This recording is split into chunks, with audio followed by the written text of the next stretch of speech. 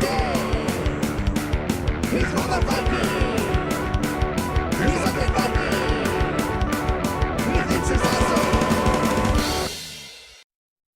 everybody, this is me, the Undead Viking, and this is Iago. Can you say hello, Iago? No, apparently she can't. Alright, so this game is called Ophidian Arena. Ophidian Arena is a multiplayer card battling game. There's tons of games like this that I've played, and I usually enjoy these a great deal. Ever since my daughter and I really started playing Pokemon together and other card games, she's like my number one. Alright, see you, buddy. She's like my number one person that I play these games with. And I always, usually these games come up with like a cool new way of handling how these games are played. Now, this one is like very classic. It's like you're going to be beating each other up, but it isn't a last man standing game. It is a game of victory points, but it also has some other alternative ways of winning as well that are kind of neat. It also has a really cool mechanism called momentum, which usually in these games, one person can just take their turn and they get to do their stuff, and then you do your turn, you do your stuff, and back and forth. But with this thing called momentum, because the idea is that your gladiators are going into the Ophidian arena to battle, but there's this crowd watching you, right? So like the momentum, the big mo, you can take the momentum away from somebody. Momentum is basically whose turn it is. And then you can take that and you can interrupt their turn and then you can go. And it's a really, really cool mechanism that they added to this. So I'm going to show you how the game is played, and then we'll come back here and I'll give you my final thoughts on Ophidian Arena. You want to say hi again? Here, hold on. There, she said hi. Alright, so this is Ophidian Arena. Now, I set this game up for 2 players because I tend to play these card attack games as a 2-player situation. However, you can play it with more than 2, and it does work very well with more than 2 players. In this case, what we have here is we have each person has their own deck that they create. Now, the game does give you suggested decks that you can use, and you can definitely do that. But as with all these games, as you play it, you'll kind of figure out which cards you want, which cards you don't, and like what will work best for your strategy. And that's kind of like what a lot of people enjoy, you know, building up that deck and choosing the cards that they want to have. You're going to have 4 gladiators, as you can see right here and here. Those gladiators are going to be used to attack the opponent's gladiators. There are some reinforcements over here. These are reinforcements, whereas these are level up cards. As the game progresses, as you go through waves, and I'll explain that in just a little bit, you'll get to choose to level up your gladiators. And when you level them up, you just turn them over like so from level 1 to level 2. But if you go up to like level 3, you would replace the level 2 with level 3 like so. And I do like the fact that like the card art changes. Like you can see here she's got that sword, but here she's cutting somebody in half with said sword. So I do dig the fact that like you actually do see a progression on the actual cards themselves. Now I might as well just pick up one of these cards and show it to you so I can kind of just show you the different aspects of the card. So you'll have, as you can probably guess, you know, you'll have the name, you have some flavor text and whatever. Up here, these are these different types of resources basically, and then these will be used to make sure that you can actually put other cards into play that you'll use. I do really like the art, and there are some keywords here in case certain cards will affect certain keywords. Like I said, I do really dig the art. I like what they've done with it. So over here, like you can see, I'm just waiting for you to focus here. Here's like this R, that stands for it's a response. When you play a card with that, you get to draw 1 card from your deck, and then here's your background text. But here's these 3 stats that are important. These are the wounds that are, these will be like obviously if you take enough damage to your wounds, then the gladiator is killed. The victory points that they're worth if they're killed by somebody is up here. So like this one would be worth 2 victory points. As they level up, they do increase in the victory points. So just keep that in mind. And then here, this is a rage number and this is attack. So when this attacks, this is going to have an attack power of 2. Pretty straightforward. The rage is important. So when a unit is raging, they get some special powers, and I'll talk about that here in just a little bit.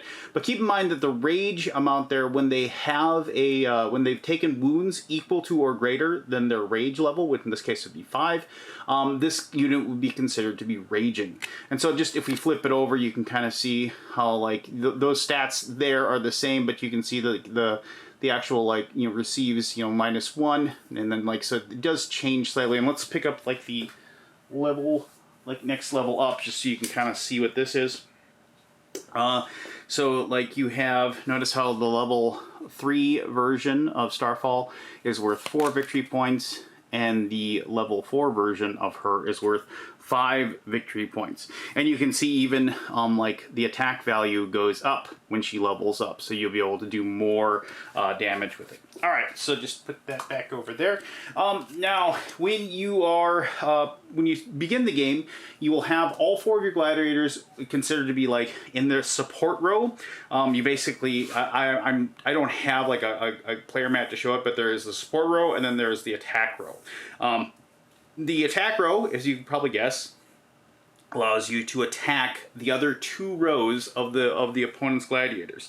But they also, like if you're in the attack row and you are attacked, characters in the same row in the attack row, you can have one of them defend the other one for you. So that's one of the things too, and I'm getting a little bit ahead of myself as far as attacks go, but I do like these games where, like, oh, I'm attacking with this gladiator, and then the other person says, oh, okay, I'm going to defend with this one. I do like the fact that, like, the person who's attacking says, I'm attacking this one right there, and then you have the choice of defending with another one in the same row. Now, the cool thing is, support characters, if they are attacked, they can still be targeted. The support characters, they can be targeted. They don't get to just like hang out back here, but then they can be defended by anybody. So they can be defended by people up here. This game does have the classic, you know, untapped and tap thing going on. They call it set and unset. So like when, you know, when a unit is set and able to do something, then it is, you know, going to be straight, but then you turn it 90 degrees to say it is not available at that time. So just keep that in mind, that you know, a lot of people like think of it as checking or unchecking, or you know, tapping or untapping, but in this case it is just called set and unset. Oh, and I should say that there is, like I always talk about, please, I love little reference cards like this that you know, so you can see, like, if you ever have to look and like see what does this mean, what does that mean, you can always look on this card and you'll be able to tell it at a glance and be able to figure that out. So I've always dug those. All right, so there's 3 other things over here that I want to talk about. Victory points. Normally the game lasts 4 waves. At the end of the 4th wave, you're going to determine who has the most victory points, and then that person wins. However, the game can end if somebody goes through their entire deck. If they go through their entire deck, they are considered to be out and out of the game. If you're playing with more than 2 players, then the other players will finish up. They also have this cheer tracker.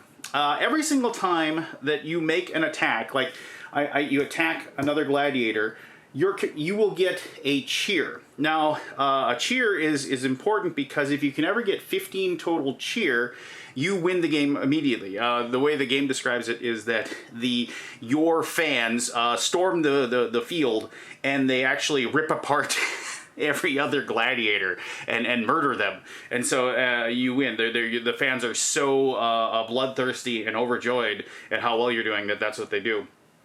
Which, you know, is pretty grim, but that's the way to win. But you can, cheer can be used for also what's called a roar. And now and I'll get back to the roar in just a little bit, but it comes to when people are taking their turns, and when you have cheer, you can do it. Now, if an attack, like if a character makes an attack and then you have the attack is intercepted, then the opposing player, so like, oh, I'm going to make an attack, and then this player, I'm attacking this one, I'm going to intercept that attack. They actually get to steal the cheer. You can kind of think of it as the crowd like getting excited and like, oh, look at that, that attack didn't work, you know, because that guy stepped in the way and that attack happened. So just keep that in mind that you just, it isn't a guaranteed thing each time you do a cheer that you're going to get that. All right, so I'm just going to put all these gladiators back into their rows like so. And, and I should also mention the resource. So each card is going to have like a resource cost to put into play, along with matching up the symbols of the gladiators that are in play. When you have to pay those resources. Now, there's ways to get resources through the cards, but for the most part, what's going to happen is at the beginning of each wave, you're going to get 10 resource points plus whatever wave it is. So wave 1, you're going to start with 11 resources. There's also a very, very important thing. You randomly determine which player will have momentum the very first turn. After the first turn, it's whoever is losing gets momentum. Just kind of give them as a catch-up situation. Momentum means you get to go first. Momentum also means that you get to continue doing those actions until you either pass or you do an action that forfeits the rest of your turn. And that's not making a lot of sense right now, but I will explain that in just a brief moment here. What'll happen is if like other players can actually spend their cheer, like, so if this character is taking a bunch of turns and I have a cheer and I want to interrupt that, after they do an action, they get to complete that action. But if normally they would get to do another action after that, I can spend one of my cheer to have my crowd roar, like, you know, basically get excited, and then that interrupts that action, and then I get, like, the next person would get to go. So in this case, it would be a two-player game, I'd get to go. But if you're playing multiple players, then the next person would go. And that would be something where it's like you can see somebody's gearing up for a big attack or something like that, and you might want to stop it. All right, so I'm just gonna, you draw 7 cards to begin with, and then you draw 2 more cards off the top of your deck. And what you're gonna do is you're gonna take all of these cards that you have in your hand, and you're going to pick 2 of them to put at the bottom of your deck in any order that you want. So like you're gonna look at all of these options that you have, and I'm not really gonna go through each one and try to make a decision, but you just take 2 and then you're gonna just put them at the bottom of your deck. Now, you know, obviously you might be able to get back to those cards, but you know, like you know that those 2 cards are buried, and so if you know what cards are in your deck, you can keep that in the back of your head and plan for it as well. So I should mention that you will do the exact same thing. You will be drawing at the end of a round or a wave. You will discard cards how you wish, and then you get to draw back up to 7, and then you're going to draw 2 more and do the exact same thing again, where like you will determine which 7 cards you're going to start with. Now, there might be some rules that allow you to keep more cards or anything like that. That's just, as always in games like this, if the card says you get to do X, then you get to do, you know, like the card supersedes the rules in some way. So let me just kind of show you some cards here and just kind of give you an idea. So like, you'll notice that like here is a card that says Quick Hit. And over here, you see that minus, like right there. It might be tough to see, but that minus means that if I play this as an action, my turn's done. Like I can't do any more actions after doing this. And then if you have a card that has a plus on it, like that, then the plus will actually mean I can take another action after this. Now, you don't have to take another action if you don't want to. Usually you'll want to, but you can always pass. And I should mention that like the turns keep going. Like if you don't play all your cards and the turns keep going, you basically only go to the next wave until every single player passes consecutively. And then you can go on to the next round. So you can notice that also on this Quick Hit, you can see that I have to, in order to play it, I have to have a like a tech a gladiator that has a level 2 or more in their tech attribute. And so if I look out here, like I can see, like if I wanted to play this card, that is not tech, so I don't have one right now, actually, because of the fact that I would need to level up. So like you can see, like here, Animator, my gladiator here, like has a 1 and a 1. I apologize. This is the psionic. I misread it.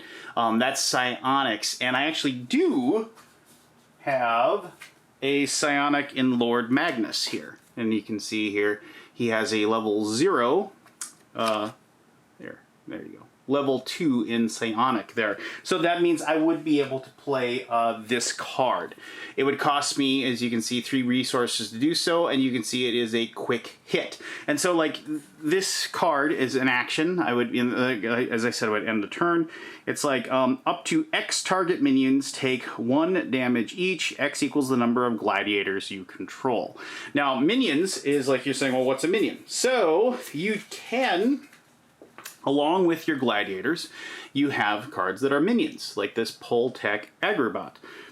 And you can see here, if I put this into play, I would get another action. As you can see here, I would have to have at least 1 gladiator with level 2 tech, and I would have to have another gladiator with 0 in their tech. Now, you can't use the same gladiator to satisfy both of those. You have to have both of those satisfied. But or like if you could like end up like having situations where you have universal like resources and stuff. But in this case, like that is what I would need to get this into play. But as a minion, as you can see, has attack and wounds down here. And so then like you are actually able to use these to make attacks, and some of them can actually even defend your characters as well. There are characters, now remember this is like a big giant like arena game, so there's even like cheerleaders, like you can see here. Angie, and you'll notice that Angie is a universal card, meaning that I can use any of the different resource types that my gladiators have. And you can see like she has a wound, so she can actually be attacked. She can't attack because she has no damage. But I can 1 cheer. I can gain 2 like 2 resources. If you have 8 or less cheer remaining, this counts as a pass. So like you could gain 2 resources, but it eventually would come back to you, and then maybe you'd be able to play another card. So there's all there's different cards like that, and I want to show you this. So there are cards that are called pumps, and then so pumps, and I can see this one would take 2 psionics, and it's like gladiator. You can pump up a gladiator. Sometimes you can pump up minions. This is for gladiator only. And this is if you, and I should mention, like, so if this one has this little, like, question mark. So it might be the end of a turn or might not be. And when you read those, what you do is you check what they have here. And it says if you have 5 or more cheer, you get to take another action. Pumped character deals 1 rage. So they have different things where you were able to add those. Now, I should mention that the resources that you spend to place in, you spend them automatically by just sliding down. But at the end of your turn, you have to pay certain cards that stay in play, like pumps. You have to actually pay the resources to keep them in play. If you choose not to, they are discarded at that time. All right, so it turns. Oh, I would just hear one last thing. That you can. There are cards like this one, like this trauma kit, where you can use it to actually heal. Where like you would see, there's that little arrow there to tap. I wanted to show you that, and then like you can heal 1 wound from a target character if you have the trauma kit. So you can actually heal damage that is taken. So once, if you have momentum and you're going first, the person who has momentum, after looking at their cards, will choose the gladiators they want to have in the attack row, and the ones that they want to have the support row, they leave them behind. And then the other players, in turn, will do the same thing. And I'll just do this. You know, once again, I haven't even looked at their cards. It doesn't really matter. And then you just go through your turn, taking different actions, and as long as you have a plus, you can go. Remember, if you play a card that has a minus, it doesn't necessarily mean you don't get to do any more actions. Remember, it will come back to you. You can still do that. But you have to remember that there are different things you can do. Now, besides like just, you can actually, as an action, you can move cards, like, you know, move cards between the rows. You can advance, and when you advance, that is considered to be a plus action, meaning that you can still take another action. If you retreat, you know, moving from this back, that is considered to be a minus action, meaning you can't take any more actions after that. And when you retreat, you have to turn your card like that, meaning that they are unable to do anything more on this particular wave, unless you have a card or something that'll allow you to make them unset, and so then you'd be able to go ahead and take them like so. I should mention that if you do take damage from attacks, you can use dice or markers, whatever you want. The damage, as you probably have guessed, stays with the characters. It doesn't heal between waves. It'll stay on there and continue to affect them as the game progresses. All right, so let's just show you how an attack works. So if I wanted to say attack with Ironsides here, and I wanted to attack, I have trouble these X names. So this is Zarzicus. So I wanted to attack Zarzicus with Ironsides. So if it isn't intercepted and I get to go through with that attack, what happens is that I go ahead and get 1 cheer for making the attack. The crowd starts to get excited and get behind me. And then if I've adjusted the attack damage that I do or in any way, shape, or form, then I would add that to my attack value, which in this case is 2.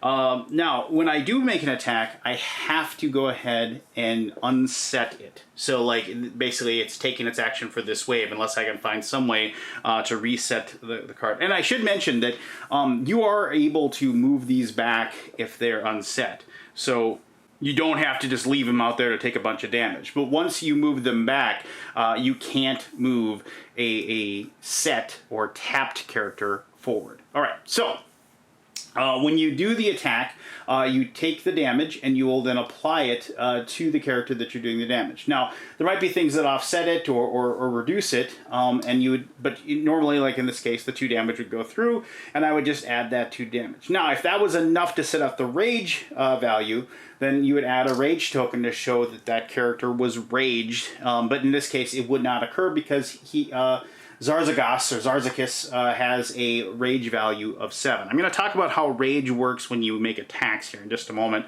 but just keep that in mind that you do apply the rage immediately when that occurs. Now, I want to show you 2 other cards that aren't in play, just so I can show you a couple other things that affect how the game works. So some of these gladiators and characters and minions, whatever, will have a 1 over here in this, or more in this little blue.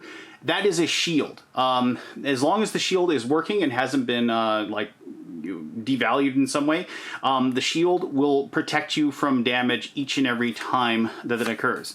Also, in the characters that have this green, that is defense damage. When they are attacked, they will do damage to whoever attacked them. Even if the attack to them does 0, you'll still do defense damage when they get attacked. So just keep that in mind, that characters can actually do damage when they get hurt themselves.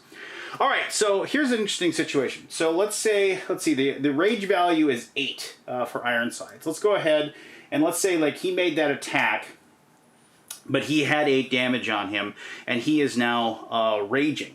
And let's say that then I get done with my turn, and this character has got this big idea, wants to take out Ironsides because it's close, and he wants the victory points for killing him off.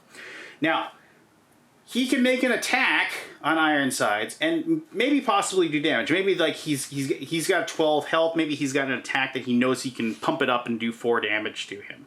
But maybe I've got a card up my sleeve that'll prevent some of that damage, or I can do something.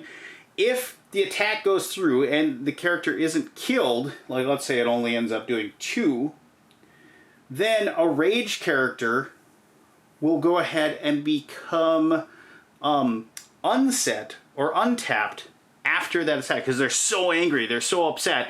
So then when it becomes my turn, I would be able then to attack with Ironsides again. So that is the risk you run when you attack a raging gladiator. All right, so when gladiators are killed, they go back. You just have you'll have a discard pile for discarded cards, and you will have a what's called the funeral area for your gladiators that die. the victory points are scored automatically at that point. So, you know, if he did kill Ironsides and his victory points are worth 4, so like you would immediately score those victory points on the you don't hold off and wait until later. You score those. And then if he was killed, you just, you know, return these markers over here, and, you know, then you just place him in your funeral pile. And you should probably put it over here so you don't mix it up with the other gladiators. So if the turn is done, if the wave is done, like we all used up all of our resources or whatever, you would reset everybody. So if you had tapped things, you would untap them. Oh God, set or unset. I'm just, it's such a part of the vernacular. I just can't get past that. Then, as I said, you can discard cards out of the hand that you have. Then you're going to draw 7 cards from the top of your deck. Then draw 2 more and pick those and put 2 on the bottom in any order you want. You can pick one of your gladiators and you can level them up. So like if you wanted to level up Starfall, you can just turn that one over and level that up. And if you have had if you've lost a gladiator, you have the ability to bring in a level 0 gladiator, and you can see like here this guy's Striking Dragon. And you can see up here he's a level 0. You have the ability to bring in reinforcements to take up the places of the gladiators that you've lost in combat. Then you just reset everything, and you're gonna look at your cards, figure out what you want to do, and go through it again. And you're going to have another wave of the battle, another wave, and another wave. And as I said, there are different ways you can win. You can get your cheer all the way up to 15, but more often than not, in my case, and what I've seen is that people, like the 4 waves go through, and then everybody sees how many victory points they got at the very end. And whoever has the most will be the winner at that time. This is a fantastic world that they've created here with the Ophidian Arena. I really enjoy the multiple different ways that you can win. I really enjoy the artwork. I enjoy the there's a lot of the momentum situation and being able to steal the momentum with the cheers and being able to stop somebody in the middle of their turn. Like you got somebody who's chaining something together and like, well, you know what? I'm gonna stop you. I'm gonna go ahead and change that up. I mean, I dig all of those things, and I really enjoyed my plays of this. But I'll talk about that and more in my final thoughts. All right, so that's Ophidian Arena, Iago. You like? I think she likes. All right, so so you should have a good idea how to play the game. Now, I mean, obviously with a game like this that I got, like, I think it was like 8 or 10 different decks of cards, and like with 20 or 30 different gladiators and all these different resource types and things like that. There's all kinds of ways that you can build your decks and put them together. And I'm not the biggest tinkerer in the world. I mean, back in my days of playing the Call of Cthulhu LCG, I would either look up decks that I could play, or I would just go like all one resource, just so I could just, you know, have a good idea of what I was doing. But I do know there's lots of people out there that really love just kind of going through the cards and, you know, matching up synergies and things like that. And if you like that, because of all the different resources, all the different gladiators, all the different types of cards, man, you will just go crazy over this game because of that added. Now, I say that because I'm not that kind of player, and I still dug this so much. I mean, I mean, it wasn't, I didn't need to like really have like my brain wired in that direction, and my brain isn't really wired for that, but I just love feeling smart, right? And I love, and it doesn't happen very often.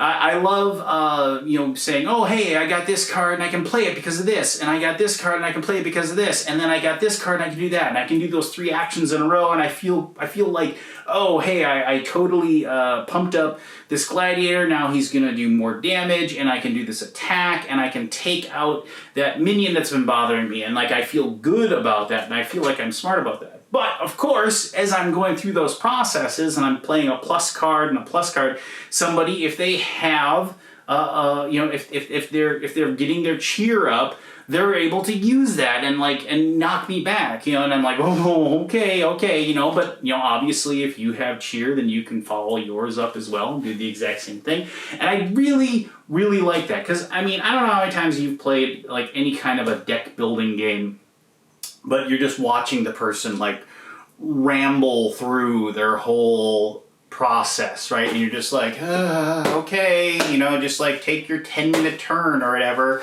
while I just sit here and watch you just, you know, smash my guys left and right.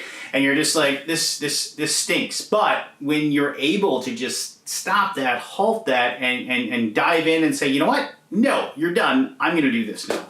I really, really, really like that. And when you're playing multiple players, the one thing that I really like is that you can be sitting there. It's like, somebody stop him. Somebody, like, you know, and everybody's like, well, you stop him. You want to, but you know you want to get your cheer up. And the fact that you can actually, if you can get your cheer up to 15 and like and get it up high enough, the fact that you can actually pull off a win, just that, you could be losing victory points completely and totally, but you still feel like you're in it. You can still try for that cheer win if need be. So I mean, there's all kinds of things, like as far as like what I usually used to in these card battling games just got spun on their ear, and they've been presented in a completely different way. And I love the world that they've created. I love the art, and I just really, really love this game. And if you like card battling games, I think you're going to dig it too. So there you go. If you have any questions about Ophidian Arena, please ask away. I'll be happy to answer those as best as I can.